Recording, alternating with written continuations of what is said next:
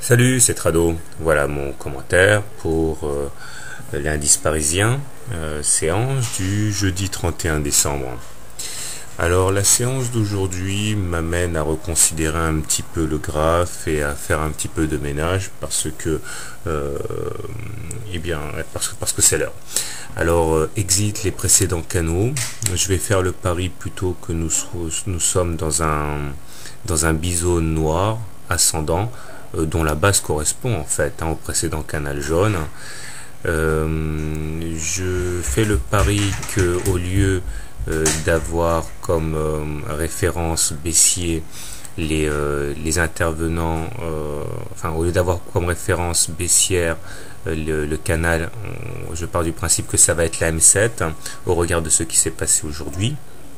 Effectivement, si le canal rose précédemment tracé a été relativement bafoué en séance, il semble bien que la M7 ait trouvé plus de traders pour croire en elle, et c'est bien sur ces niveaux que les cours ont rebondi aujourd'hui. Donc partons de ce principe-là, et ça pourra d'ailleurs être le juge de paix à présent pour les trades. Pas de quoi remettre en cause la tendance haussière pour ce qui s'est passé aujourd'hui, même s'il s'agit d'une première alerte. D'ailleurs, on voit bien que au-delà de la M7 et de la M20 qui restent résolument haussière, le stochastique est en zone de surachat, le momentum est toujours bien au-dessus de 0, au même titre que le MACD. Donc a priori, ce qui s'est passé aujourd'hui, c'est simplement la volonté de ne pas bâtir sur du sable et de vérifier la solidité des supports, en l'occurrence, donc, comme je l'ai dit, la M7. Alors, on remarque également que les Bollinger commencent à diverger, ce qui montre une augmentation de la volatilité, ce qui peut être favorable à des trades de volatilité, à des trades techniques de volatilité. C'est la dernière des choses qui me vient à l'esprit pour aujourd'hui. Donc, comment trader l'indice parisien en cette quasi-fin sans doute de rallye haussier, si on considère que le rallye haussier doit s'arrêter en fin d'année. Eh bien, si vous envisagez plutôt de shorter l'indice parisien, je pense que le mieux à faire est de partir du principe que les plus hauts inscrits hier à 3976 vont être très difficiles à passer, et shorter au plus proche de ce seuil.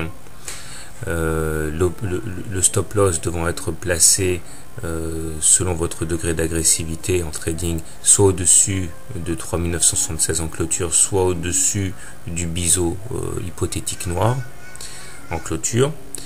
L'objectif étant dans un premier temps d'aller chercher le bas du biseau, et pourquoi pas la M20, et si c'est effectivement un biseau ascendant à implication baissière, pourquoi pas rêver en espérant aller chercher les 3600, mais pour l'instant ça relève plus du fantasme que de la réalité. Par contre, si vous croyez que le rallye de fin d'année va se muer en rallye de début d'année, eh bien on peut espérer surfer sur la tendance actuelle, à savoir acheter au plus proche de la M7, stop loss en cas de clôture sous la M7, et objectif, eh bien les précédents plus hauts, et pourquoi pas aller titiller encore la Bollinger Super comme on a si bien su le faire lors des semaines précédentes. Je saute sur l'occasion pour répondre à une question qui m'a été posée, à savoir le fameux stop loss. Effectivement, très souvent je dis stop loss en cas de clôture en dessous de tel ou tel support ou résistance. Il est vrai qu'en trading, c'est une façon de faire qui marche, mais qui peut coûter très cher en cas de véritable dérouillé.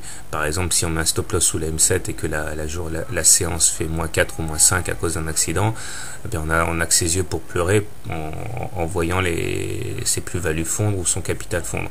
Donc en fait, il y a deux systèmes qu'on peut éventuellement combiner. Soit on met un stop loss en cas de clôture sous la référence choisie, mais on peut combiner ça avec le fait qu'on ne veut pas risquer plus de, mettons, 1% ou 2% ou 3% de son capital. Donc alternativement, ce sera soit un stop loss en cas de clôture sous tel ou tel support ou au-dessus de telle ou telle résistance, soit on sort, on fait son stop loss dès qu'on a atteint le maximum de pertes acceptable sur un trade, mettons 1% de tout son capital ou 2% ou 3%. Comme ça, vous êtes toujours en contrôle du risque. Voilà, c'était un petit aparté qui, à mon sens, méritait d'être tenu. Donc, bonne soirée, bon trade et bon préparatif pour la fin de l'année.